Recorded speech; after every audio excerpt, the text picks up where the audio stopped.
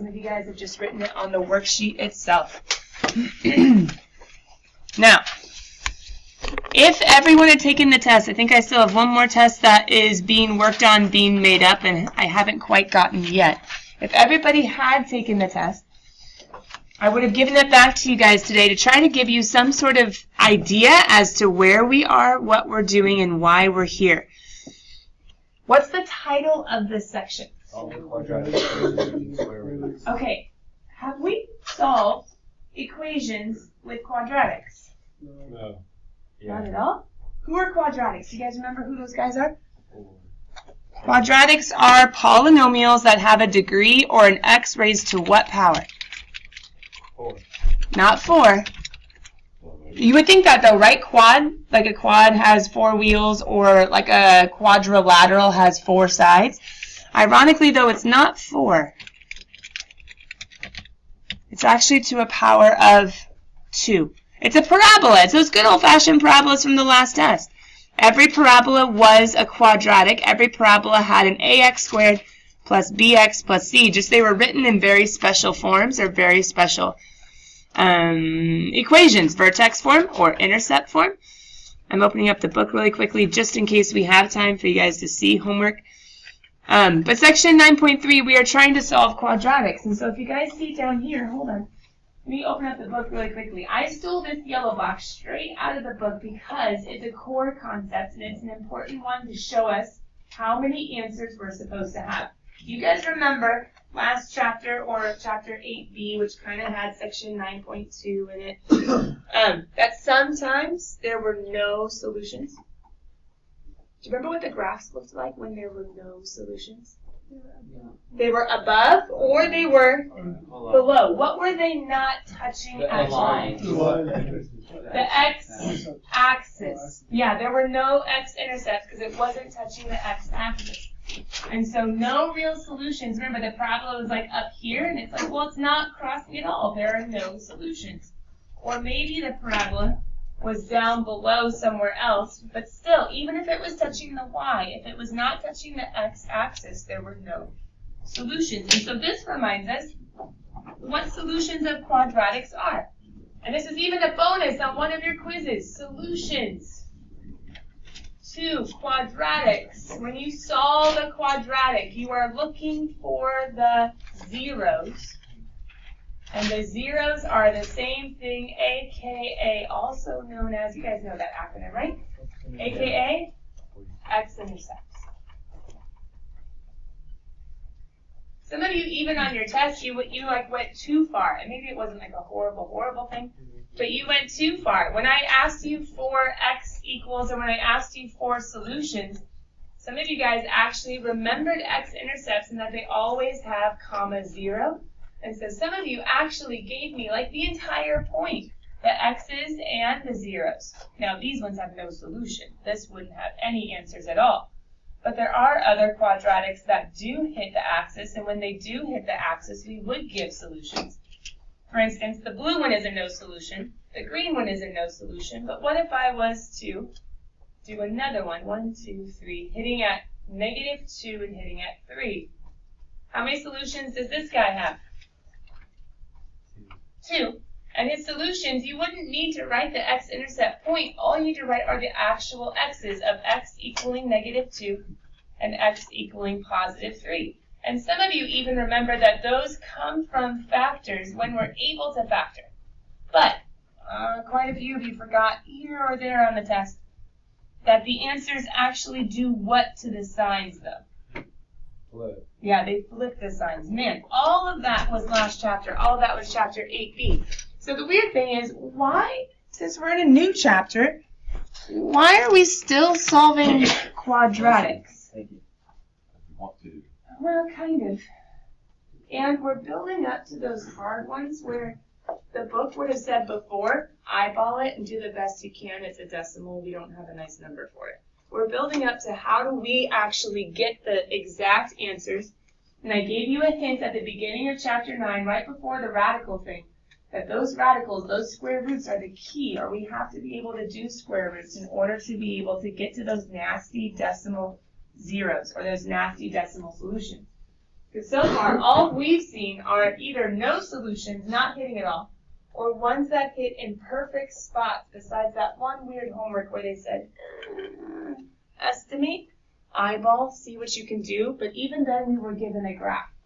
And our goal is to be able to tackle these harder ones with equations. So, to kind of get us a little bit closer to those harder ones, a little bit closer to being able to find them ourselves, those nasty decimal ones, they've gone from radicals, 9-1, the quiz on Friday, radicals, okay, square roots. We got to remember we're looking for pairs, we're looking for squares, and then the roots can cancel out. There's some that can simplify and some that can't. To then say, okay, so what do quadratics have to do with square roots? We're putting it all together, but only like at the foundation. A shortcut to factoring for quadratics of the form, okay, check it, of the form x squared equals d. Now, if you guys notice, that's kind of what you see written 3 times, and you probably already wrote it in your yellow box. X squared equals d. Now, I know these don't look exactly like the ones we were dealing with in chapter 8b, because those were ax squared plus bx plus c. Those were harder. But this is like, okay. Just wait. What if you have a quadratic, a parabola equal to a number? Let's just say it was that simple. What if you have a quadratic equal to a number? Now, some of you guys, these little greater thans and less thans get so confusing. So can we just write in some words really quickly to help us out? If d is greater than 0, greater means above, above means what numbers on the number line are above 0? What kinds of numbers? Positives, good. So we could just say if d is positive, if that makes it easier. I even have some of my calculus kids that like the greater than less than messes them up for whatever reason. So greater than 0 just means positive, if d is positive. So we're looking at this guy right here, who's on the other side of the x squared, on the other side of our parabola. And remember, what's a snazzy name for this guy again? Quadratic. Yeah, quadratic. Now, if d is less than 0, that's not positive anymore. What are those numbers? Negative. Okay, just a quick reminder. All right, so if a quadratic, if an x squared equals a positive number, how many solutions is it going to have? 2. If a quadratic, if an x squared equals 0, how many solutions is it going to have? Just 1. And if a quadratic equals a negative number, how many is it going to have? 0. Now, I'm going to pull up my snazzy graphing calculator. You guys don't have to have one. Most of you don't have one. And to be honest, on some tests, you're not allowed to have one. I'm going to pull up my snazzy calculator. And here's the reason why. I want you guys to have some sort of understanding as to why this negative guy is none. Why can't a squared ever equal a negative number? All right, I want you guys to give me a weird, well, it doesn't even matter. You give me some sort of number, any sort of number. Ready, set, go. Someone's favorite number. 4. 4. Okay, what happens if I square 4? 4 squared is equal to? Okay, give me something else. We're looking for it to be a negative. Can a squared ever be a negative? Give me something else. 6? Sure. So far I'm just getting positives. 0.5. 0.5. Okay, what happens if we start throwing decimals in? Can we get negatives out of those? Possibly. Not so far. Give me something else. -0. Negative 3? Maybe if we put it in a negative. Can we ever get a negative out of a square? What if it was like negative 1 million? Why can I never get a negative when a negative is positive? Is it ever possible to square something and have it be a negative? No.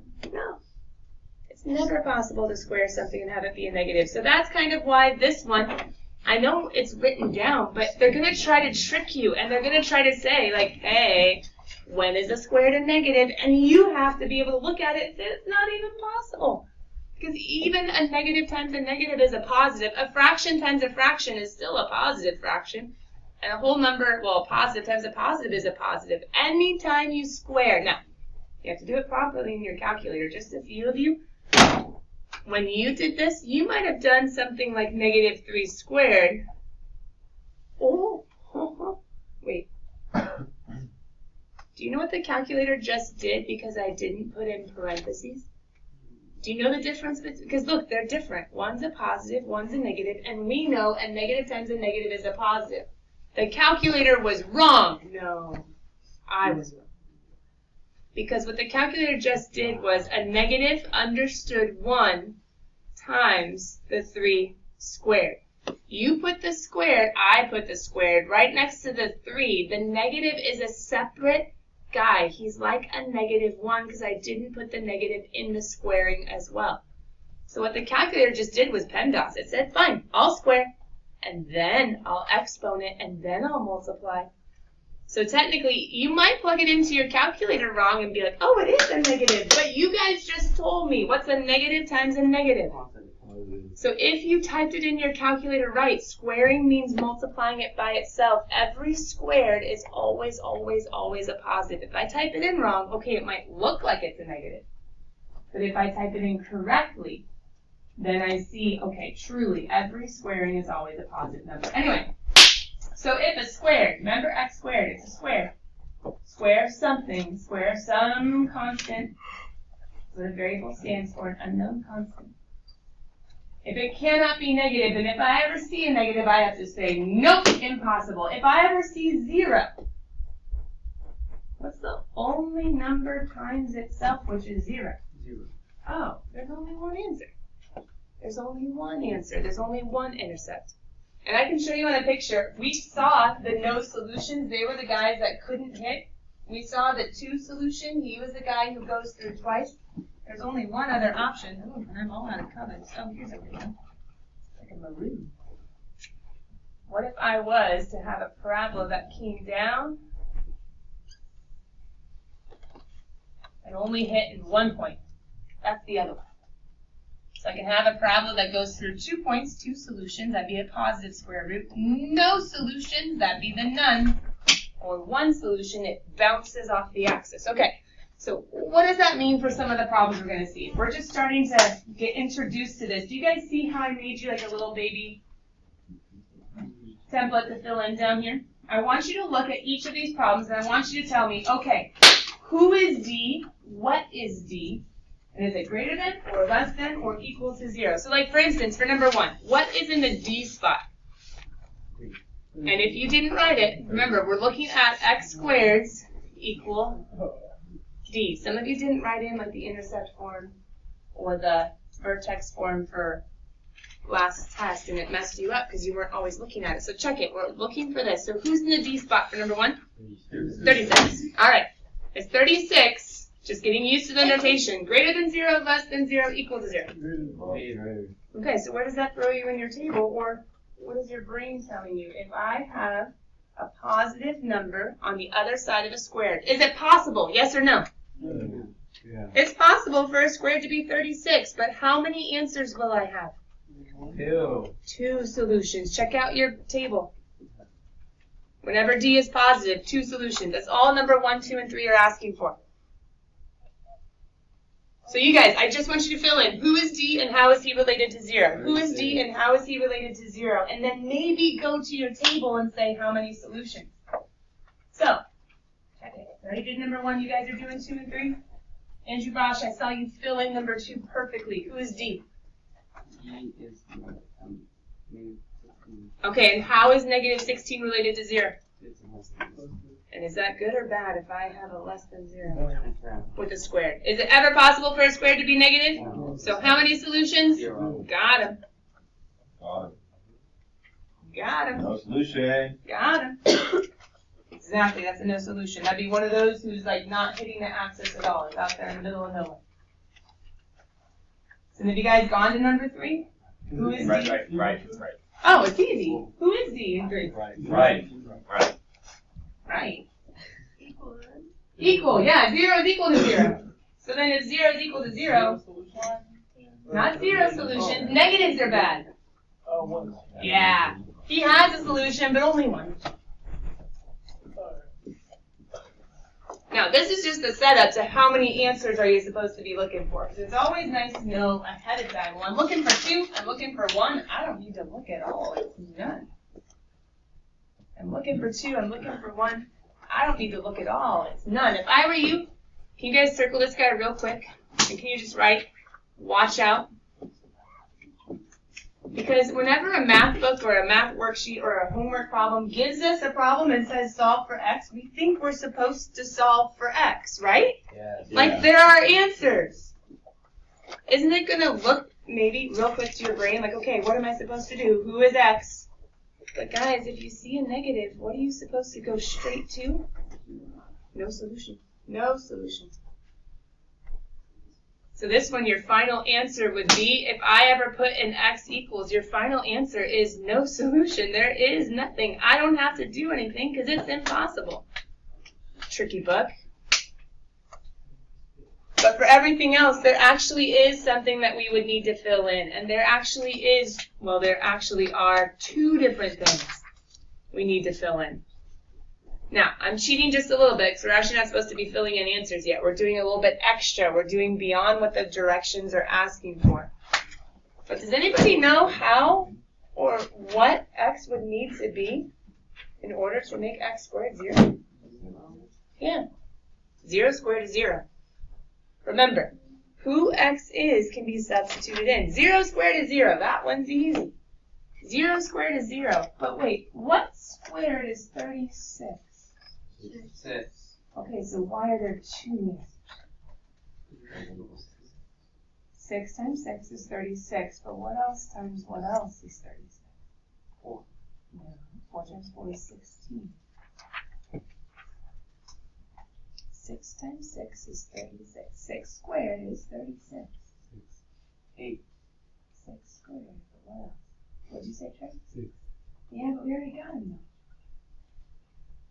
Like, remember, the x is the guy who gets plugged into the squared spot. 6 squared 4 and 9. is 6 times 6. 9 times 9 is 81. 9 squared is 81. Come on. Come on. It would be an impossible problem if I said you had to stay in the positive numbers like all of you guys are doing. -6 times -6 is also a positive 36. -6 times -6. You guys were all staying positive, and you were, well, okay. That's a good life skill, right? If you can actually stay positive all the time. But you were all staying in positive numbers, but there's a whole set of negative numbers out there. So if there are two different solutions, it's because the positive number squared is 36, but the negative number is squared. Oh, I don't know about that. Oh, come on, think of it. A negative times a negative is a...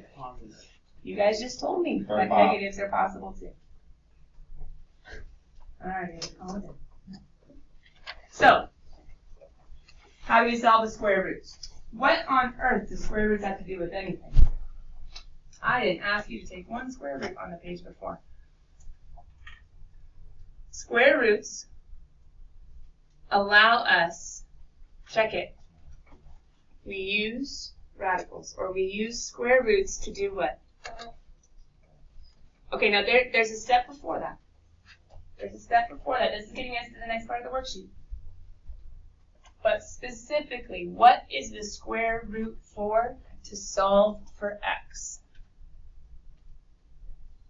Because technically, I just had you guys thinking on the page before. And I said, if you were to need to fill in x, what would it need to be? Oh, 0 squared is 0? Okay, that's the answer. 6 squared is 36? Okay, that's an answer. Oh, -6 times -6 is also. That's the other answer. But that's not very mathematical. That's not very algebraic. Algebraic, we're supposed to have steps, and we're supposed to be able to follow the steps. And when we do follow the steps, we're supposed to get to the answer. Right. Or answers. So how does this work? As you guys are looking at 4 and 5 and 6, shouldn't your Algebra 1 skills with Miss Sutherland last year, maybe even your pre-algebra skills, shouldn't they at least tell you how to start every single one? +9. So you're supposed to move whatever's kind of clogging up this side to the other side? Right, yeah. Yeah, that's the first step. And that's something that you guys have seen in algebra or in algebraic thinking for a long time. It's like, oh, I don't want that -9 there. Move it to the other side, and you should know how do I move it by doing the opposite operation, right? Yes. But is x by itself? Yet. No. No. Now, some of you in your head are like, I know who squared is 9. Okay, that's great. But we're trying to show the steps and the work because we're getting ready for harder problems where you're not, some of you, you're not going to be able to just jump in your head and say, I know the answer is 3. Because how many answers are we supposed to have? 2. It's a positive D. So maybe your brain would get 1 answer, but we need all the possible answers. But what's the math that lets us get the x alone? Oh, hey, the radical. If I get a radical, and if I, well, wait a minute. So if there's a minus, I do a plus. If there's a squared, I do a radical? Yeah. Yeah. Because didn't we see when we were doing radicals that if you have a squared with a radical, what gets to happen? Canceled out. It gets to get canceled out. Now here's something that's really trippy that a lot of Algebra 1 teachers don't teach their students, and then I get them in pre-calculus and calculus, and they're all messed up. And I have to reteach them everything. So I'm going to teach you guys right the first time. You can cancel out a squared with a square root if it's a number in between. Sad thing is, it's not actually a number right now. It's a variable. Doesn't mean we can't cancel it out. We are going to use the square root to get the x by itself, to get rid of the square. But what I need you to realize is technically, there's a little absolute value due that needs to stay and protect the x when I cross this off. It is true. I do get to cross out the squared with the square root. Just like the subtraction and the addition, the negative and the positive get to cross out, the square root and the square get to cross out also. But number 1, that x didn't get crossed out. He's still very much there. And do you guys remember who these guys are? What? Oh. Not multiplied by 1. They're little bars on either side. Absolute Value. value. Now I know this is weird. It's last year. Absolute value was last year. Absolute value equations, I believe, was last year. But with absolute value, we're going to talk about how to finish or how to fix or how to solve the rest of the problem. But for right now, hold on. Who is the square root of 9? 3. Because 3 squared could be rewritten under that square root. The square root and the square goes away. 9 is a perfect square. 3 is that perfect square. So just for a couple of you, Miss Elbow, Mrs. McCrae, and I were talking the other day, we realized you guys didn't see very many exponents before you got to Algebra 1, so that's why we're a little bit weak on it. We're making some adjustments so that pre-algebra kids see a lot more exponents. Because I noticed you were kind of weak, Miss Elbow, noticed your algebra kids are kind of weak. So we can make 9 into 3 squared. I realize you haven't seen this a lot. But we've just worked on section 9.1. Remember, the square root and the square goes away. 3 is left. How do we get the 2 answers? Well, it's been a long time, but absolute value says, I just need whoever this is when made positive to be 3. So guys, what if we throw a 3 in an absolute value? Is the absolute value of positive 3 positive 3? But who else's absolute value is a positive 3? A negative 3. Way back when with Miss Sutherland, you guys should have learned that absolute values take you in 2 directions. They say, hey, positive is one option, but negative is another option. But you can also do that by realizing that D is a positive number, that there are going to be 2 answers, both the positive square root and the negative square root. Some people teach their algebra kids, whenever you do a square root of a squared because of this guy, we can always say that x will equal. They also put them together and say plus or minus 3. I don't know if you guys have ever seen that before. But there is also a way of saying, hey, 2 answers, plus or minus, positive and negative. Max, what's up, bud? So the absolute value is only plus or minus? Yep. Okay. Good. To solve an absolute, now there are harder absolute values that are not just around an x, that are around like a whole equation, and that gets more complicated. But if it's ever absolute value just around the x, we can say positive or negative, which there is a shortcut, really cool if you want to look really snazzy. You can say positive or negative 3. Now, this square root doesn't even happen, though, until we get the x squared alone. So hold on. Perform operations to get x squared equal to a constant. And remember, that means equal to your d. And then we can look at that d and we can say, hey, is d going to be a positive? Okay, then we have two solutions. Is d going to be 0? Okay, we have one solution. Is d going to be a negative? Then we can say no solutions. Can you guys get the x squareds alone in numbers 5 and 6? Not even the x alone. Just get to where we put the square root in. Get the x squared alone. In number 2, it should just be in one step. Or sorry, in number 5. And then in number 6, get the x squared alone. So that's what this first step is saying. Get the x squared alone. Kayla.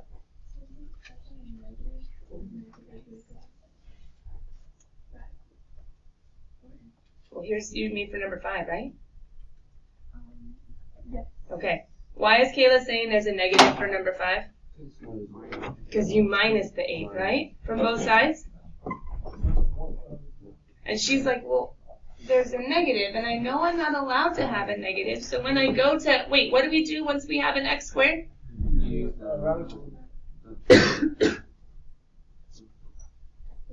But I can't do that. Exactly. Whenever I see a negative on the other side of the squared, what am I allowed to say?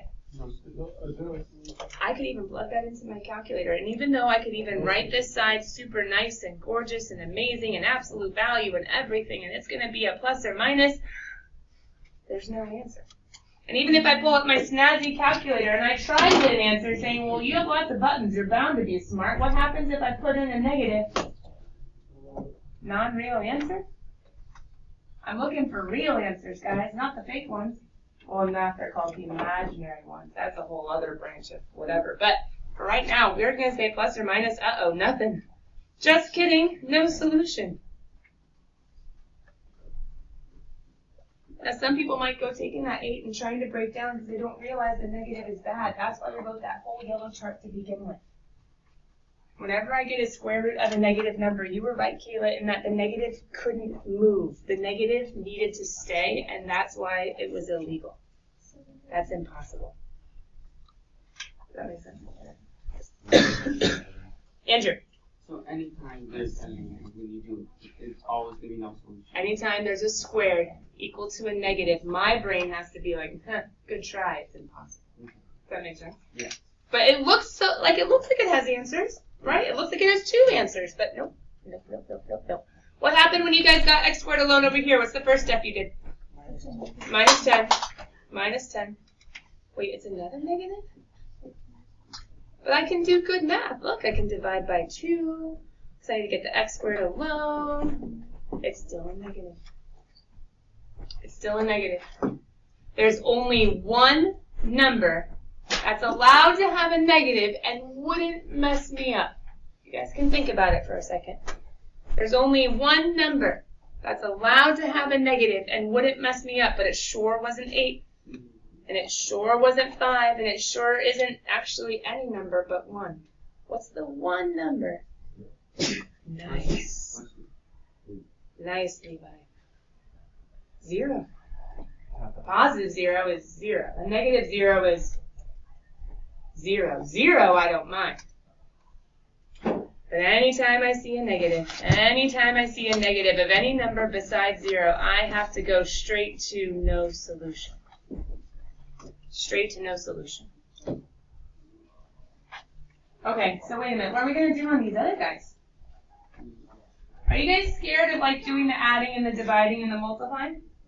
No. So I'm going to go pretty quick if you don't mind. After we add 24 to both sides, this is a positive number. I know you want no solution. I get it. I would want no solution if I were you too. But why do we have to keep going to this one, and why do I have 2 blanks written? Because I can. Because I can take a square root of 64. Once again, I know some of you have had more training in square roots than others. But 64, is there anybody out there whose squared would be 64? And so if it helps, you can be like, oh yeah, 64 is 8 squared. I get it. But remember, I know it's weird. Square root squared does cancel out. But I have to think absolute value. Ooh, there are 2 answers. What are the 2 answers? A -8 and a +8. And if you want to be super snazzy, you can do that cool plus-minus symbol, because that actually is another way of writing the two answers. Just a plus on top of a minus. Either way shows two answers. This one, if I was to add 72, and you get 2x squared, divide by 2. Some of them require a couple extra steps, but get that x squared alone and just ask yourself, and then set yourself up for success. That's a positive number. I'm allowed to do it. How many answers am I going to have? 2. And which 2 will they be? 6 and -6. Oh, I forgot. We already showed you that one.